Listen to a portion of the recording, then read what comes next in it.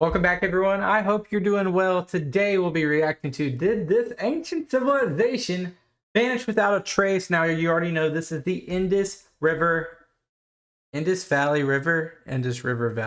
I think it's the Indus River Valley civilization. We talked so much about what's behind me, of course, Mesopotamia, Egypt, a little bit more China, but I feel like the Indus River Valley, for me, it's a blind spot. So let's jump into it. If you're new here, that's what we do. We learn together. So hit that subscribe button. Let's go. The date is 2000 BCE. And by the way, I forgot to mention, this is SideProjects.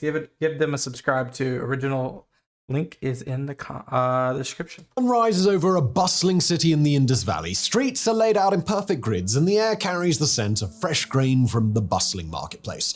Potters spin their wheels, while skilled artisans carve seals with mysterious symbols. Children play by the wells as women draw cool water in clay jars, their bangles jingling softly. Inside homes, meals simmer in hearths, while farmers lead their oxen to the fields beyond the city walls, thriving in the shadows of grand granaries and advanced drainage systems, long before the Romans had even considered aqueducts. It used healthy trade networks stretching from Mesopotamia to Central Asia. It practiced equality in a way that we can only dream of, and yet this civilization vanished, leaving behind little more than ruins and mysteries. The Indus Valley civilization is one of human history's most fascinating and enigmatic societies. It didn't leave, and I believe this is in northern Pakistan. I might be wrong, behind towering pyramids or massive monuments, but it did leave a legacy of innovation and mystery. How did it organize its cities so perfectly? Why did its civilization crumble? And perhaps the biggest question of all, what happened to these people? Did it simply fade into history? Where did these people migrate to? What peoples today could be linked to these people? They still with us, assimilated into other groups. Yeah. The Indus Valley civilization, also called the Harappan civilization, wasn't just some small isolated community. I've heard the Harappan stuff a lot. It was one of the most significant civilizations of its time, stretching across what is now Pakistan and northwest India. Yeah. At its height, around 2500 BCE, it covered 1.25 million square kilometers, that's nearly 500,000 square miles, which is more than double the size of modern France. But what really set it apart wasn't just its size, it was how its people lived. Unlike other ancient civilizations that revolved around grand temples or palaces, the Indus Valley cities didn't seem to have any single dominant ruler or centralized authority. There were no sprawling ziggurats like in Mesopotamia. As far as we know, because there's no geoliths that remain that showcase that in terms of like that type of hierarchy, but there could be like a flatline hierarchy with still people that are in prominence. No pyramids like in Egypt, no royal tombs filled with treasures. Instead, their cities were marvels of planning and, as far as we know, equality.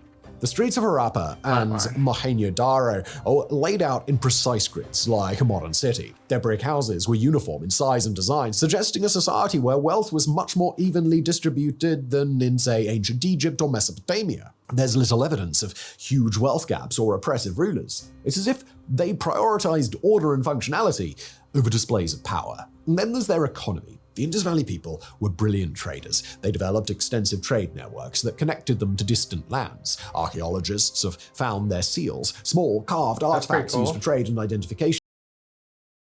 I've seen these symbols, I think in the British Museum. Thousands of miles from their homelands. These weren't isolated farmers. They were international traders long before the word globalization even existed. And let's not overlook their cultural sophistication, their pottery, jewelry, and art. Yeah, I definitely have seen those little cattle. Are stunning, marked by geometric patterns and elegant designs. Yet, perhaps the most intriguing part of their culture is their script.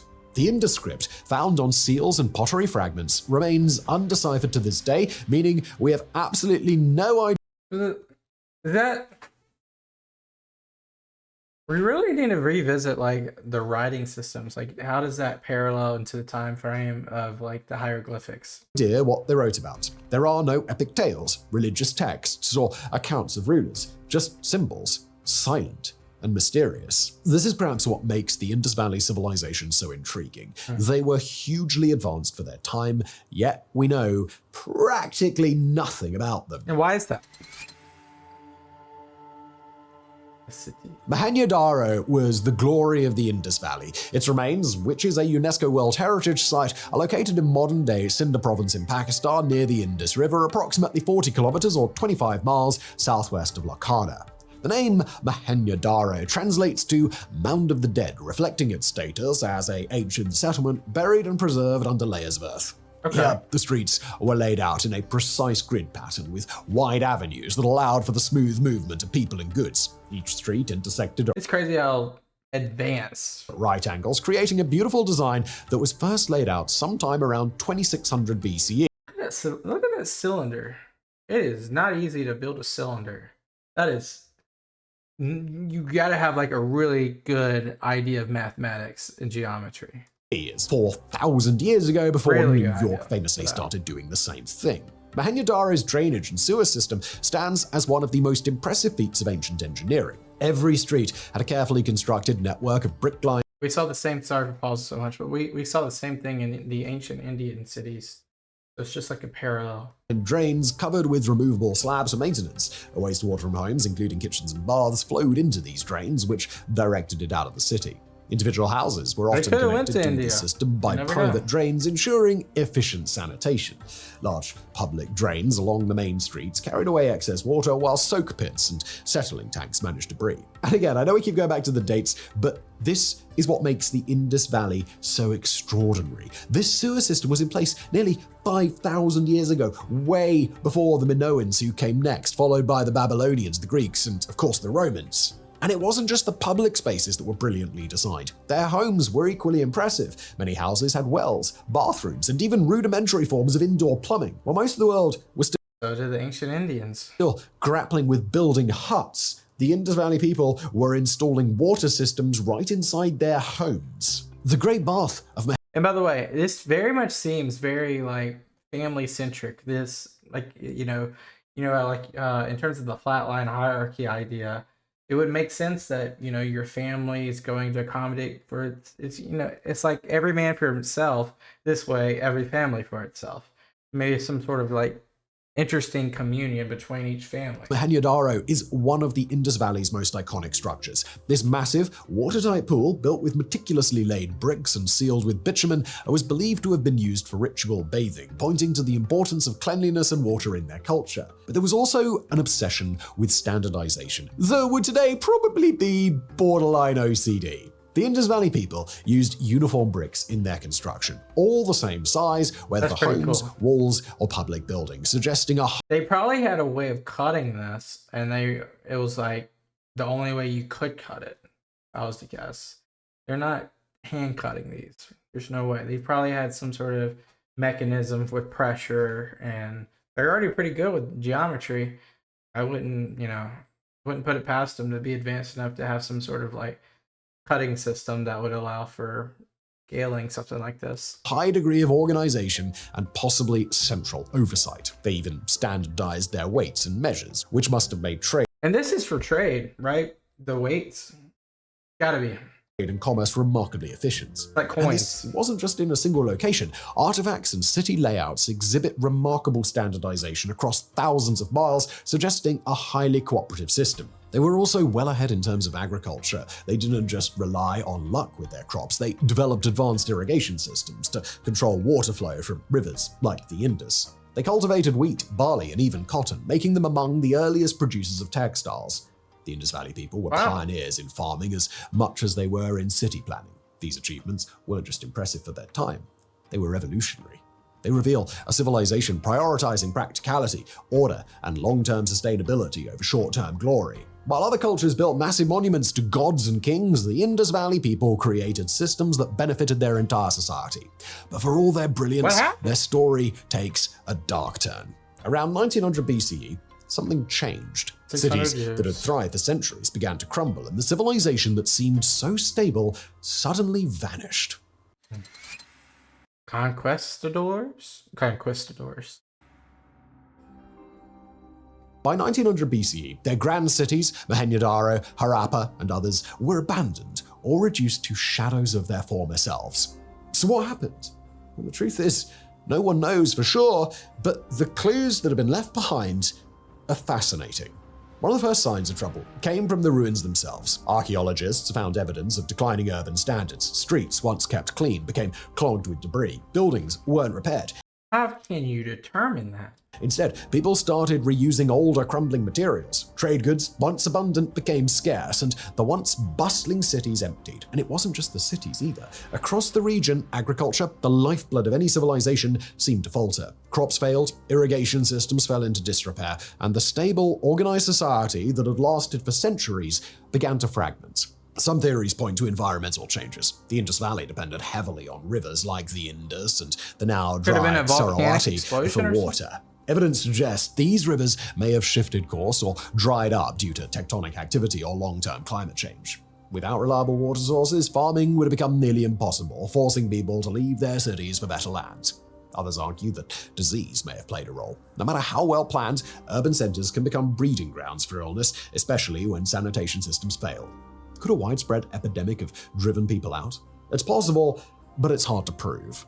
Then there's the theory of economic collapse. The Indus Valley wasn't isolated, it thrived on trade with regions like Mesopotamia. But around the time the civilization started declining, Mesopotamia was dealing with its own problems, political instability and economic downturn. Now, if those trade routes were disrupted, the Indus Valley economy might have taken a hit that it couldn't recover from, a domino effect, if you will. And then there's the invasion theory. Early archaeologists speculated that an invading group, the Aryans, might have swept through the region, conquering the Indus Valley people and forcing them to flee. Another interesting aspect of the Indus people is that they left no evidence of large-scale warfare or weapons, hinting at a relatively peaceful society. Were they swamped by another violent, power-hungry people? There's little evidence to support this. There's no mass graves, no signs of large-scale violence, nothing to suggest a sudden catastrophic invasion. Most modern historians have largely dismissed this idea as more myth than fact. And finally, there's the migration theory. Some experts believe the Indus Valley people didn't vanish, they simply dispersed. Faced with environmental or economic pressures, they may have left their cities and moved into smaller rural settlements. Over time, they likely blended with other cultures, and their legacy lived on in modern South Asia's DNA, languages, and traditions. My guess is India. So what are we left with? Well, perhaps the most likely explanation is a combination of factors. Environmental changes, economic decline, and the gradual erosion of social cohesion could have created a perfect storm, leading to the civilization's slow collapse. It's not as dramatic as an invasion or a single catastrophic event, but history rarely offers simple answers. The lack of a clear resolution makes the Indus Valley civilization's decline particularly haunting. They didn't leave behind records to explain what happened. There were no texts, monuments, or desperate pleas to their gods. It's just so crazy that this stuff is, you can literally go visit this stuff today. There was just silence. Have you visited this it's place? as if Let they me know. disappeared into the midst of time, leaving us to piece together their story from the fragments that they left behind.